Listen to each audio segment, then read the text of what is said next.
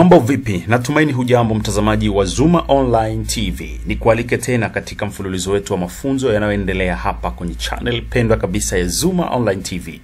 Na leo nitakufundisha nini? Tubaki pamoja. Kumbuka jina langu mimi ni Steven Mulaki.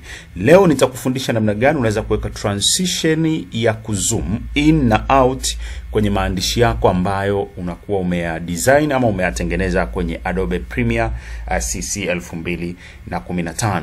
Transition hii imekuwa ni ngumu kidogo kwa watu wengi kuipata kwa sababu ni transition ambayo haijawekwa kwenye listi ya hizi video transition hapa. Kwa hiyo ni transition ambayo unapaswa kuicreate ama unapaswa kuitengeneza wewe mwenyewe. Unapoweka title alafu unataka title yako ionekane labda ina zoom kutoka kwenye size ndogo kuja kwenye size kubwa au kutoka kwenye size kubwa kwenda kwenye size ndogo. Hiyo ndio ambayo leo nitakufundisha. Hatua ya kwanza kabisa, unapaswa kwenda kwenye title kama unavyoandika title kawaida. Title, utapata new title. Alafu utakuja kwenye default style. Utabonyeza hapo kwenye default style, utarename hapa. Utaandika jina, pengine mimi nitaandika maandishi kama kawaida. Halafu nitaweka okay. Utaona maandishi sehemu ya kutype imetokea hapa. Nitachagua aina ya mwandiko, labda huu hapa bila kujalisha rangi. Nitachagua aina ya mwandiko. Nitakuja hapa nitaandika, nitachukua type tool ambayo type tool ni hii hapa. Nitakuja nayo hapa nitaandika. Labda naandika mazoezi yetu. Halafu nitarudisha type tool. Halafu nitaanza resize the way ambavyo mimi ninataka. Kwa mfano nataka yawe kwa size hiyo. Baada ya kuandika hivyo mtazamaji, nita cancel tu hapa kawaida.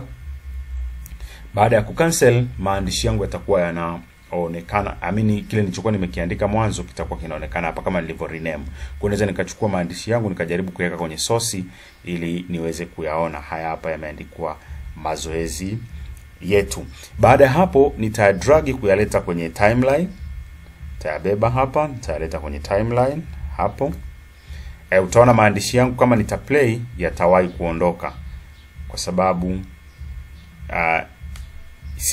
sijayavuta sana. Kwa hiyo naweza nikayavuta pia kidogo kwenye labda sekunde zozote ambazo nazitaka. Kwa mfano mimi ya kwangu nimeapa maandishi yangu yatakaa kwa sekunde 10 kama unavyoona hapa sekunde 10, lakini pia hapa inakuonyesha 10 second kwamba maandishi yangu nitakapo play yatakaa hapo. Umeona hii ina play.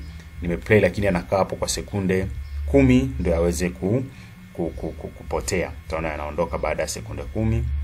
Yes, kama hivyo.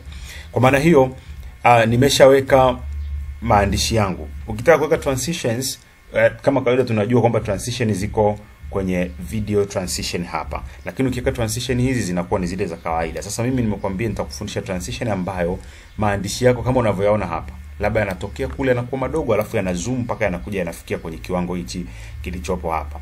Au yanapokuwa makubwa tunataka tu ya zoom mpaka yawe madogo kabisa. Ni wewe sasa uwe na mimi ili uendelee kujifunza zaidi.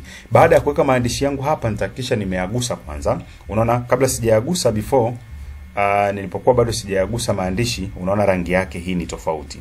Lakini ninapokuwa nimeyagusa kwamba nimeyaselect, utaona rangi ina change. Kwa maana tayari nimeshayagusa.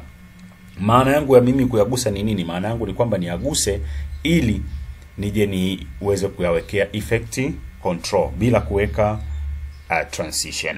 Kwa maana hiyo nitabonyeza effect control. Utaona maandishi hapa, lakini pia hapa ukizoom vizuri hapa utaona pia maandishi. Kwa hiyo hichi kilichoko hapa ndicho ambacho kimekuja kuonekana hapa baada ya kukigusa na kuja kwenye effect control. Baada ya hapo nitakuja kwenye motion kama kawaida. Nitafungua hivi vitu ambavyo kwenye motion. Na ukumbuke mtazamaji, huu mshale hapa unaoona hapa ndio unapaswa kukliki ili kufungulia vitu ambavyo vinapatikana kwenye motion. Na unapomaliza matumizi na hivi vitu ambavyo viko kwenye motion, basi ni vizuri close hapa, ukarudisha kaka mshale ili vitu vyako viweze kuonekana, viweze kudisplay vizuri hapa. Sababu vikishakuwa vingi namna hii, vikishafungua hivi vikawa vingi namna hii, kidogo itakuwa ni shida kwa mtu kuona vizuri.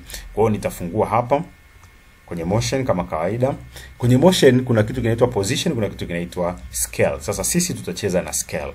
Kwa hatua ya mwanzo kabisa ninapotaka kutengeneza maandishi yangu haya ili yanafanya movement ya zoom, nitakuja kwenye hii sehemu ya scale. Ukisoma hapa utaona scale imeandikwa 100. Lakini nitabidi niweke alama sasa, ama tunaita toggle animation. Nitabonyeza toggle animation, utaona kuna kitu kimeapia hapa. Kuna katago kameapia hapa. Maana ya kuweka hii toggle ni nini? Kwamba ninazuia kuanzia hapo mpaka sehemu fulani ambayo mimi nitaamua maandishi ndio yatakuwa yanafanya movement. Kwa hiyo maandishi yataanza kufanya movement kwenye sekunde ya 0 kama inavyoonekana hapa, labda mpaka sekunde ya 4 au ya 5. Kwa hiyo nitatembeza hapa, nitapeleka, nitaangalia labda mpaka sekunde ya 4 kama inavyoonekana hapa. Kwa hiyo kutoka hapa mpaka hapa ni sekunde 5. Baada ya hapo nitaweka tena a keyframe kuonyesha kwamba kuanzia hapa 0 mpaka hapa sekunde ya 4 maandishi yanatakiwa yafanye movement. Kwa hiyo nitaweka alama hapo kwenye hii keyframe. Kwa hiyo kuanzia hapa ni sekunde ya 0 mpaka hapa ni sekunde ya 4. Kwa maana hata nikiplay sasa hivi maandishi yangu yatafanya chochote, lakini nikiwa hapa kwenye 0 inanionyesha kwamba scale yangu ni 100. Lakini nikiwa hapa kwenye sekunde ya 4 basi scale yangu pia ni 100. Kwa hiyo ili niweze kuifanya maandishi haya yaweze kuwa na movement, itabidi hapa kwenye sekunde ya 0 nipunguze hii scale. Ikiwezekana hata niweke 0. Kwa hapa naweza nikaandika tu 0. Nikatype 0, nikabonyeza enter. Utaona maandishi yameondoka. Lakini kuondoka huku ni kwamba nikija kuyaplay kutoka kwenye sekunde ya 0 mpaka sekunde ya 4 yatakuwa yameshafika 100. Utaona hapo na play, utaona maandishi yangu yamekuja kwa staili hiyo hapo. Kwa hiyo utaona maandishi yangu nikiplay, nikirudisha mshale wangu mpaka mwanzo, nikiplay utaona maandishi yangu yanafanya movement ya kuzoom. Kwa maana hiyo ambacho nimekifanya hapa mtazamaji ni kwamba hii sehemu ya kwanza kabisa nilipoweka hii tago ya kwanza hapa kwenye sekunde ya 0, na maana niliweka tago ya kwanza kwa maana kuanzia hapa mpaka kufikia hapa kwenye tago ya pili ama kwenye hii keyframe maandishi yangu yao yamekuwa 100. Kwa hata nikiwa na play utaona hapa maandishi hapa, ukiangalia hapa utaona namba hizo zinapanda mpaka ikifika kwenye point ya pili ambayo nimeweka utaona maandishi yamekuwa 100. Umeona? Pap. Maandishi yamekuwa 100. Huku kwingine kote yanaendelea kwenda 100. Sasa nikitaka labda pengine maandishi yangu yaweze kurudi pia kwa staili ya kuzoom, yarudi kule alikotoka. Yaani sasa mtu ameshayasoma anatakiwa kurudi kule alikotoka. Nitaweka frame nyingine, keyframe nyingine hapa. Tabonyeza hapa, tap, nitaweka keyframe. Alafu nitakuja mwisho kabisa wa maandishi yangu ambapo ni hapa. Nitaweka pia keyframe nyingine hapo. Kwa hii ya mwisho kabisa nitaishusha pia kuwa 0. Utaona hapa nashusha kuwa 0, 0. Pap. Kwa maana hiyo maandishi haya yatakuja kwa staili hii. Keyframe ya kwanza nimeweka 0 na hii ya mwisho kabisa ambayo ni ya 4 nimeweka pia 0. Utaona maandishi yanakuja kwa staili hiyo. Pap. Alafu yatadumu hapo, mtu atayasoma. Alafu kuanzia hapo utaona yanarudi. Pap.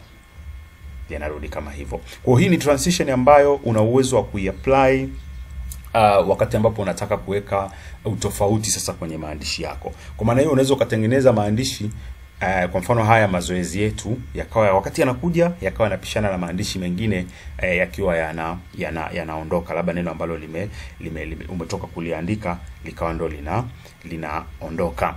Na mtazamaji, nikushukuru sana kwa kuwa pamoja nami. Leo nimekufundisha namna gani utaweka transition, zoom transition kwenye maandishi yako. Lakini wakati mwingine nitakufundisha mambo mengi na mazuri zaidi na zaidi.